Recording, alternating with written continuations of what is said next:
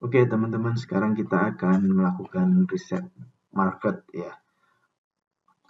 Bidang atau niche market yang kita targetkan sekarang adalah jasa freight forwarder atau ekspedisi.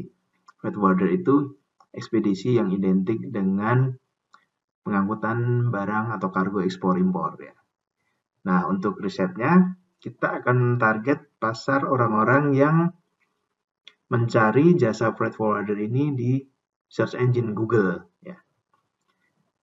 Untuk toolsnya saya akan menggunakan Google Keyword Planner yang ada di Google Ads. Jadi teman-teman perlu mendaftar dulu di Google Ads, terus kemudian membuat campaign ya untuk lebih bagusnya ya. Kita masuk ke Google Ads di ads.google.com seperti ini. Karena saya sudah punya akun, saya langsung sign in. Nah, di sini teman-teman pilih yang tab tools ya. Tools di sini. Kemudian di menu planning di bawahnya ada keyword planner di sini.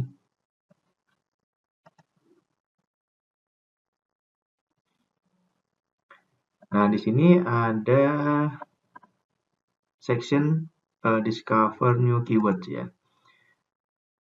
Nah, di sini saya akan mencoba mengetikkan beberapa keyword yang biasanya dicari oleh pencari jasa freight forwarder. Misalnya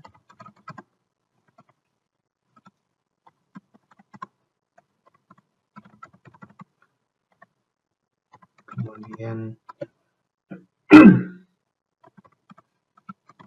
jasa forwarder di suatu kota, misalnya Jakarta. Kemudian jasa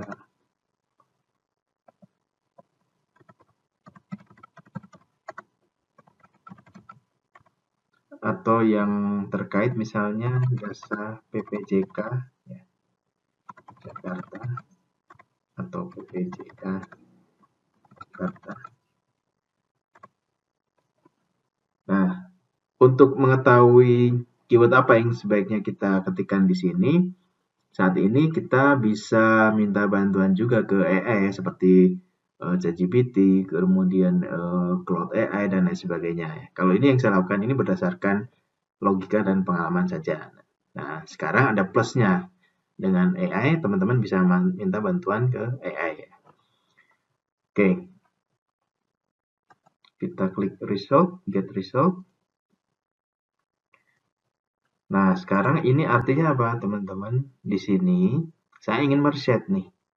Berapa banyak orang yang mencari jasa freight forwarder atau PPJK ya, bisa di suatu kota atau di seluruh Indonesia atau di seluruh dunia mungkin ya, atau bisa spesifik tempat tertentu. Nah, saya mengetikkan beberapa keyword di sini ya, yang menurut saya ya, atau pengalaman saya ini banyak diketikkan oleh orang-orang yang mencari jasa-jasa tersebut. Kemudian ini ada parameternya. Untuk lokasinya, saya memilih orang-orang yang mengetikkan kata ini di Indonesia saja. Nanti ini bisa teman-teman atur ya untuk lokasinya. Jadi bisa seluruh dunia atau suatu kota atau spesifik suatu negara ya. Terus kemudian bahasa yang digunakan oleh orang-orang tersebut, pencari tersebut itu apa? Nanti bisa bahasa Indonesia atau bahasa Inggris atau bahasa yang lain ya sini. Nah, di sini ada statistiknya ya. Nah, kita lihat di sini. Ini jasa freight forwarder, untuk keyword jasa freight forwarder ini ada kolom average monthly search. Jadi artinya dalam satu bulan rata-rata orang mengetikkan keyword jasa freight forwarder di Google untuk wilayah Indonesia ya dengan bahasa Indonesia itu rata-rata 210 pencari ya. Terus di sini ada parameter yang lain, saya tidak akan menjelaskan dulu ya di sini ya, karena ini untuk yang tingkat advance ya, yang gampang dibaca dulu ya teman-teman ya. Jadi jasa freight forwarder ini statistiknya pencariannya dari Juli 2025 sampai Juni 2025 ya, seperti ini ya. Jadi misalnya Agustus 2025 itu 210 rata-rata ya. Juli 2025 260, ada kemudian turun ya, terus kemudian ada naik lagi ya. Seperti itu. Jadi ini rata-rata teman-teman. Kemudian kata atau keyword yang lain seperti jasa forwarder Jakarta itu ya. Rata-rata 10 pencarinya per bulan ya. Kemudian PPJK Jakarta 70 dan seterusnya. Nah, yang penting di sini kita lihat persaingan untuk keyword tersebut ya. Sini. Low itu berarti persaingannya rendah, competition-nya rendah ya. Artinya orang-orang yang mengiklankan websitenya atau kontennya di Google menggunakan keyword jasa freight forwarder ini rendah. Kalau high itu berarti tinggi. Medium itu ya tengah-tengah lah ya.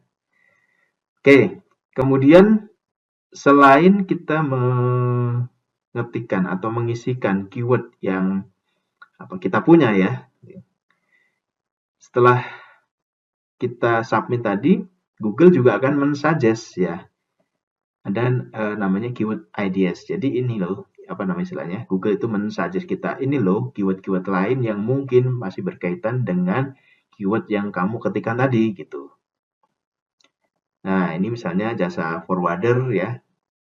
Kita kan belum ketikkan di sini. Ini disuggest oleh Google ya. Kemudian forwarder ekspor ya. Pengertian forwarder adalah. Jadi orang mengetikkan di Google kata forwarder adalah. Gitu. Jadi pengen tahu apa sih forwarder itu. Nah, terus kemudian jasa forwarder import ya, khusus melayani import. Forwarder terpercaya, jasa import door to door murah ya. Atau mungkin saya tambahkan di sini ya yang lebih spesifik, misalnya jasa impor dari Cina misalnya. Jadi banyak teman-teman keyword-keyword yang diketikkan oleh ribuan, puluhan ribu atau mungkin jutaan orang ya setiap hari ya. Misalnya ini spesifik ya, jasa impor Alibaba misalnya. Wow, makin banyak. Nah, ini jasa impor Cina itu rata-rata 1000 pencari ya. Nah, jadi ini peluang buat teman-teman freight forwarder atau jasa ekspedisi ekspor atau impor ya, bahwa untuk memasarkan jasa forwarder tersebut, itu peluang di online itu masih sangat besar ya. Saya lihat teman-teman yang dari perusahaan freight forwarder yang saya ngobrol langsung ya, itu masih banyak yang menggunakan cara pemasaran yang konvensional ya. Konvensional contohnya direct calling ya, langsung telepon misalnya, atau canvassing dan lain sebagainya.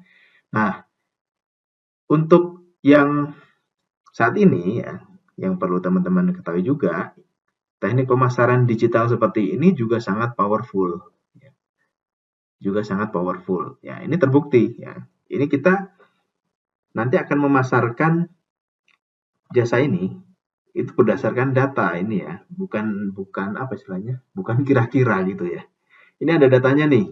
Orang yang mencari jasa import dari Alibaba ya, dari marketplace Alibaba itu misalnya ada 70 per bulan. Nah, ini yang banyak misalnya jasa forwarder nih ya, ada 480. Teman-teman misalnya dari sini dapat berapa? 1%-nya aja misalnya. Beberapa klien gitu kan ya. Tapi kalau kita lihat untuk nilai impor atau jasa impor misalnya, itu kan nilainya ya lumayan ya gitu. Apalagi kalau repeat order ya, service teman-teman bagus ya. Terus customer repeat order itu bisa teman-teman hitung sendirilah ya. Berapa peluang atau potensi profit pendapatan yang bisa didapatkan. Nah, terus kemudian setelah kita tahu data seperti ini, next-nya gimana? Apa yang harus kita lakukan ya?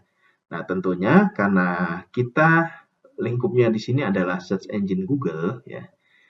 Artinya kita harus atau perlu membuat ya, konten ya, biasanya website ya kalau dalam ranah profesional ya. Saya kerucutkan aja di website ya. Membuat website yang bisa muncul di halaman pertama atau halaman atas di search engine Google. Gitu ya. Kenapa harus di halaman atas atau halaman depan ya? Ya kita sendiri misalnya teman-teman mencari suatu solusi ya, mencari barang atau mencari jasa ya untuk memecahkan suatu masalah di Google, teman-teman biasanya buka sampai halaman berapa? 1, 2. Nah, kalau saya sih halaman 1 dan bagian paling atas itu udah cukup, udah apa istilahnya, males mau buka seterusnya ya. Nah, waktu kita juga terbatas ya. Kita cari aja mana yang kira-kira paling menarik nih. Jadi misalnya saya calon customer misalnya, saya mau impor dari Cina, saya nggak tahu nih harus menghubungi siapa gitu kan ya. Terus kemudian ya udah saya cari aja di Google jasa impor dari China misalnya. Nah, teman-teman misalnya website yang sudah dibuat muncul di bagian atas ya. Mungkin ada beberapa kan ya, bukan mungkin, pasti ada beberapa. Nah, ada yang di bagian atas, ada yang di bagian bawah, ada yang di halaman selanjutnya, ada yang di halaman 10 mungkin. Kira-kira yang akan saya klik itu yang di halaman pertama bagian atas atau di halaman 2 atau di halaman 10 tadi. Iya, betul. Jawabannya ya, saya akan mengklik yang pertama. Seperti itu. Jadi teknik pemasaran seperti ini adalah kita mengusahakan supaya website perusahaan kita itu berada di halaman pertama Google dan bagian atas gitu. Ya. Nah, Google memberikan tools seperti ini, namanya Google Keyword Planner ini ya, supaya kita mengetahui potensi dari pasar, ya, dari market, produk atau jasa yang kita jual atau kita pasarkan. Ya, seperti itu teman-teman ya. Langkah selanjutnya, setelah tahu potensi dari produk atau layanan kita, ya teman-teman bisa lakukan langkah-langkah selanjutnya.